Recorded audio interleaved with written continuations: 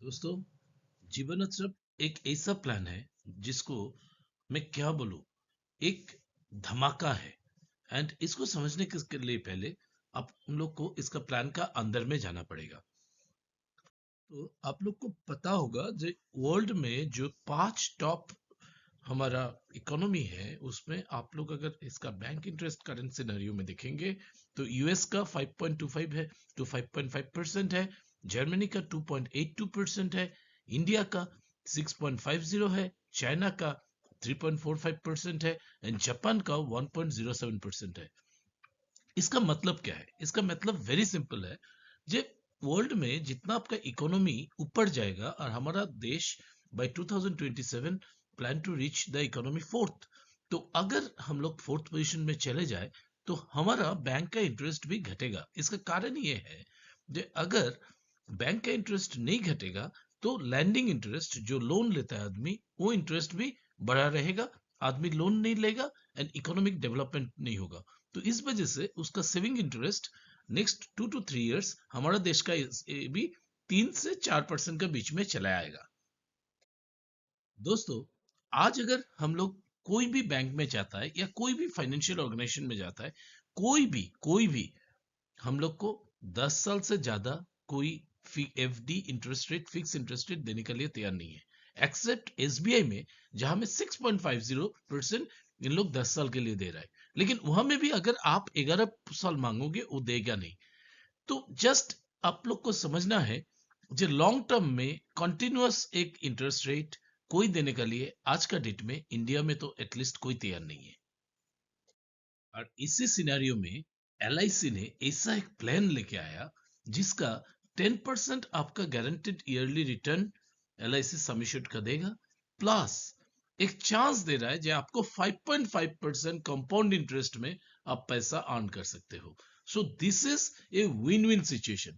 दोस्तों, ये हमें एक खत्म नहीं होता है। एलआईसी फिर 40 रुपीज पर 1000 सम एश्योर्ड का गारंटेड एडिशन देता है till the premium paying term. So ये ये हमारा प्रीमियम पेइंग टर्म किस तरह से कैलकुलेशन होता है, इसका एकदम वेरी सिंपल है। आप देखो, जैसे मान लो कोई व्यक्ति का 10 लाख का पॉलिसी है, 12 साल उसने टर्म दिया और 10 लाख में कितना हजार है, 1000 टू हजार है। सो 1000 इंटू 12 इंटू 40, टोटल 4,80,000 ये पॉलिसी में गारंटेड एडिशन ऐड हो जाता है। Just understand the plan. यहाँ में क्या हो रहा है देखिए आप लोग, यहाँ में हम लोग ये पॉलिसी में डेजेट एंट्री है 90 डेज से लेके मैक्सिमम 65 तक का कर सकता है। दैट मीन्स एक वाइड रेंज ऑफ है। दोस्तों, ये पॉलिसी का मिनिमम सम एश्योर्ड है 5 lakhs, मैक्सिमम इसका कोई लिमिट नहीं है। ये पॉलिसी का सबसे बड़ा जो इंपॉर्टेंट फैक्टर है इसका प्रीमियम पेइंग टर्म। यहाँ में एक एलआईसी ने एक वाइड रेंज दे दिया जो 5 साल से लेके 16 साल तक का प्रीमियम पेइंग टर्म आप चूज कर सकते हो। दोस्तों, आप लोग को पता है मैक्सिमम कस्टमर हम लोग से short term premium paying term का मांगता था एंड हमारा पास उस तरह का कोई भी प्रोडक्ट नहीं था। लेकिन आज आप ये ऑफर कर सकते हो 5 साल से लेके 16 साल तक का बीच में जो भी उनका हिसाब से कस्टमर को हो वो कस्टमर वो टर्म ले सकता है। सो बेस्ट पार्ट, अभी 5 साल का टर्म भी आ चुका। ये चार्ट में जो दिया गया जो कौन किसा एज में वो ले सकता है, जैसे 5 साल का जो टर्म है वो मिनिमम 8 साल का एक बच्चा ले सकता है, मैक्सिमम 65। सिमिलरली 6 साल का टर्म में 8 साल का बच्चा ले सकता है 65। सेवेंथ का भी सेम है, 8 का भी सेम है। नाइन्थ का जाके आप देखो वो 7 साल से स्टार्ट हो रहा है 65। और सबसे बड़ा बात लास्ट में जो आ रहा है, जैसे 0 years का बच्चा है दैट इज 90 days, उसका लिए लेकिन 16 साल का 16 साल टर्म के लिए यही होगा, दूसरा नहीं होगा। सिमिलरली 15 साल का टर्म होगा जो उसका बच्चे का एज 1 year है और मैक्सिमम उसका 60 years है। So this is the chart जहां में आप लोग समझ सकते हो कौन सा टर्म कौन एज में एप्लीकेबल है। दोस्तों, ये पॉलिसी में एक डेफरमेंट पीरियड है, मतलब मैं 5 साल प्रीमियम जमा किया, उसका बाद मेरे को 5 साल डेफर करना पड़ेगा, मतलब 5 साल मेरे को चुपचाप बैठना पड़ेगा। सिमिलरली 6 years के लिए इसका डेफरमेंट टर्म है 4 years।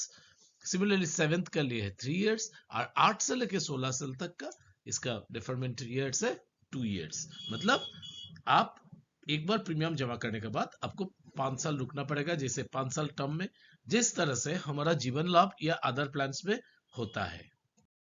आपका जहां में डिफरमेंट पीरियड खत्म होता है, उसका बाद जैसे 5 साल का टर्म में फिर क्या होगा, 5 साल रुका हमने, फिर 11th ईयर से मेरा इनकम बेनिफिट चालू हो जाएगा। मतलब मेरे को जो 10% के मिलना था वो मिलना चालू हो जाएगा।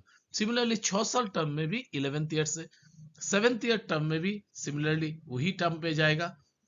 और आप लोग देख सकते हो 8 साल का भी हमारा सेम है, लेकिन 9 से ये अलग है। तो इसमें एक चीज हमको समझना पड़ेगा, जैसे कोई कस्टमर वो 5 साल का प्रीमियम थोड़ा उसको अगर ज्यादा लगे, तो वो 8 साल लेने से भी उसका कोई लॉस नहीं है, क्योंकि 8 साल लेगा तो उसका भी फिर पैसा तो मिलना चालू हो जाएगा 11th ईयर से।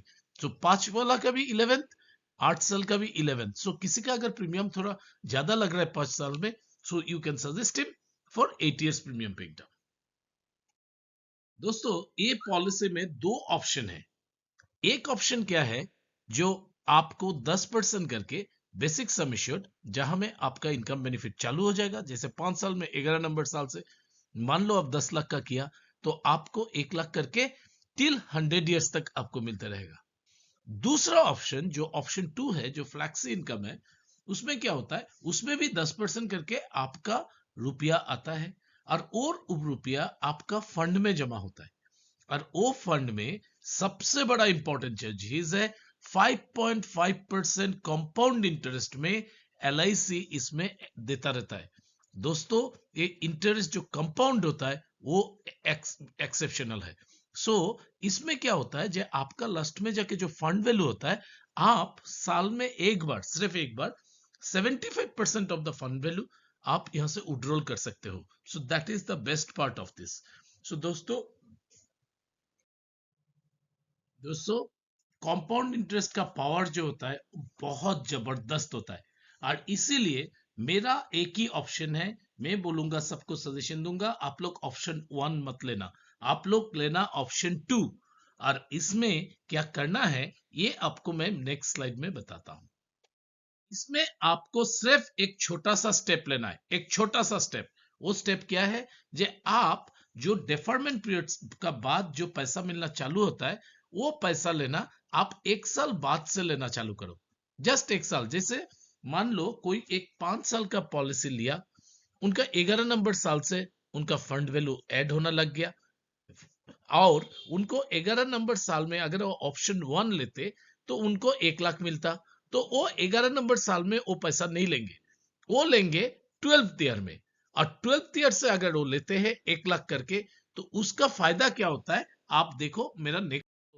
आप अगर देखोगे जे वो 1 साल जहां वो रुक गया, उसका बाद वो अगर कंटिन्यूअस वो 1 लाख करके लेना चालू कर दिया, इससे फायदा क्या होता है, उनका जो वो छोड़ दिए थे वो पैसा और दूसरा पैसा मिला के एक बहुत बड़ा फ्रंट क्रिएट हो जाता है। मतलब एक साइड में तो मेरा लाख रुपया आ ही रहा है, और दूसरा साइड में मेरा क्या आ रहा है, एक बड़ा सा फंड वैल्यू यहां में क्रिएट हो जा रहा है। और यही फंड वैल्यू, ये जो फंड वैल्यू क्रिएट हो रहा है, ये उनको जब भी जरूरत पड़ेगा वो पैसा ले सकते हैं।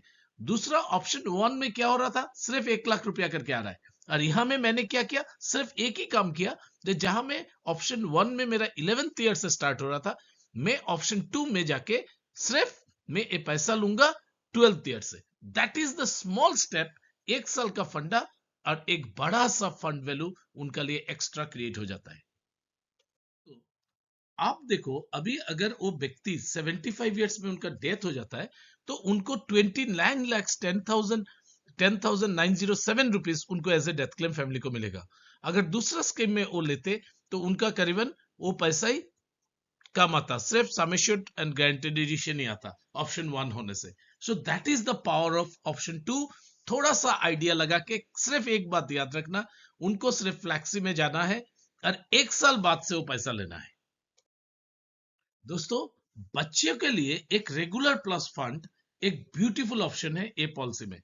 इसमें क्या हो रहा है, क्या हो रहा है, जैसे आपका बच्चा 0 इयर्स का है, उसको आप अगर 19 उसका स्टार्ट हो जाएगा, 16 साल प्रीमियम डाला, 19 से उनका चालू हो गया। बट इंस्टेड ऑफ 19 से 1 लाख नहीं लेके आप देखो दोस्तों, अगर बच्चे का केसेस में वो अगर 19 से वो पैसा वो लेना चालू कर दिया तो उसको सिर्फ 1 लाख मिलेगा। लेकिन वही पैसा अगर 20 से वो 1 लाख के लिए लिया फ्लैक्सी में, तो इसका एक बहुत बड़ा फंड क्रिएट हो जाएगा। और जो फंड उसका फैमिली के लिए, वो बच्चे का फैमिली के लिए भी फ्यूचर में बहुत बड़ा काम आएगा। और आप लोग देख सकते हो इस तरह से लेने से इवन बच्चे का पैसा करीबन करोड़ रुपए मिल जाता है।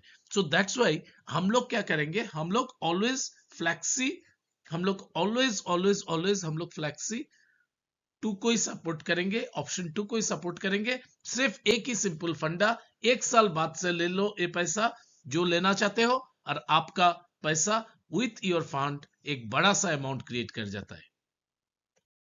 दोस्तों डेथ क्लेम में आप देखो, अगर ऑप्शन 1 में लोगे तो सिर्फ उसमें आप लोग अगर देखोगे तो वो death sum assured and accumulated guaranteed addition during the PPT. लेकिन पीपीटी का बात क्या होता है, वो हमें ऑप्शन 1 में सिर्फ वही मिलेगा, सेम रहता है। लेकिन फ्लैक्सी में क्या होता है, आपका डेथ सम एश्योर्ड तो मिलेगा ही मिलेगा, प्लस गारंटेड एडिशन तो मिलेगा ही मिलेगा, प्लस आपका जो फंड क्रिएट किया वो पैसा भी मिलेगा। So this is a win win situations.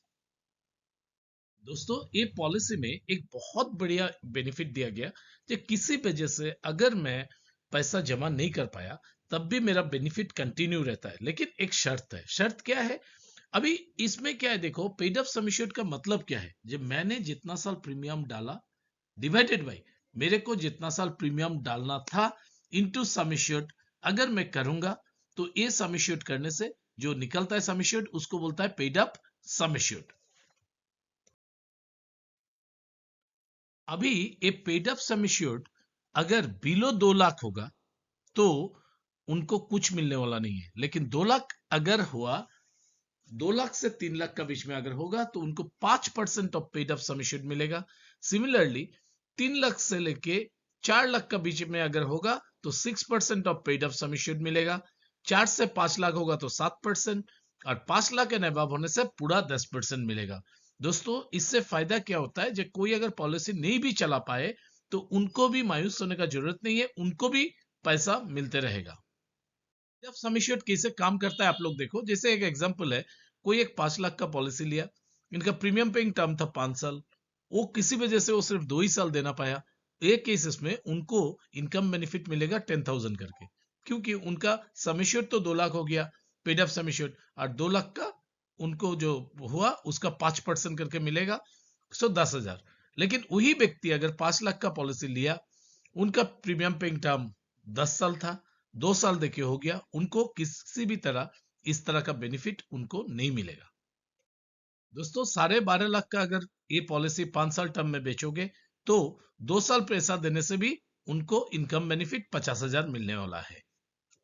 ये पॉलिसी का सेलिंग टेक्निक, पहला बात है, हम लोग पहला उस तरह का आदमी को सेल कर सकता है जो शॉर्ट टर्म मांगता है 5 साल का।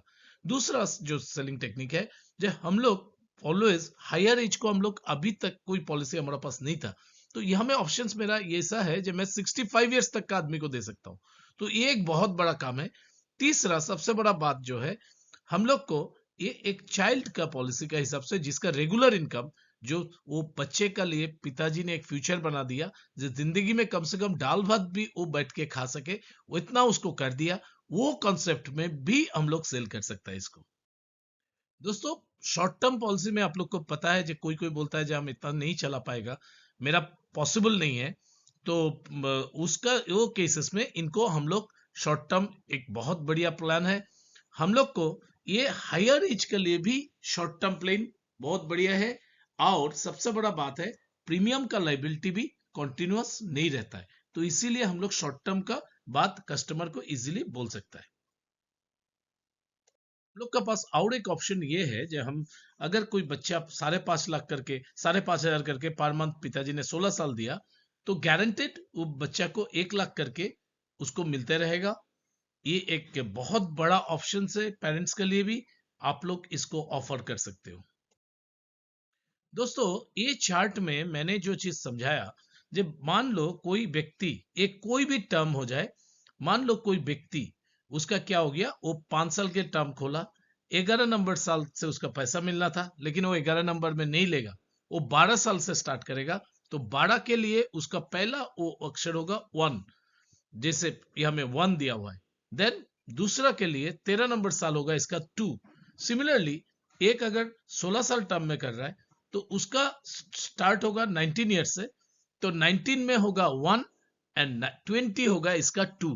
तो किसी भी टर्म में ले लो, ये जो चार्ट है इसमें आप 1 लाख करके आप ले लो, और बैलेंस फंड आपका जो रहता है ये आपका इसमें रहता है। आज सबसे बड़ा प्रॉब्लम है पेंशन का, और ये एक ब्यूटीफुल पेंशन बन सकता है उस लोग का लिए जिन लोग का एज 31 ईयर्स एंड बिलो है।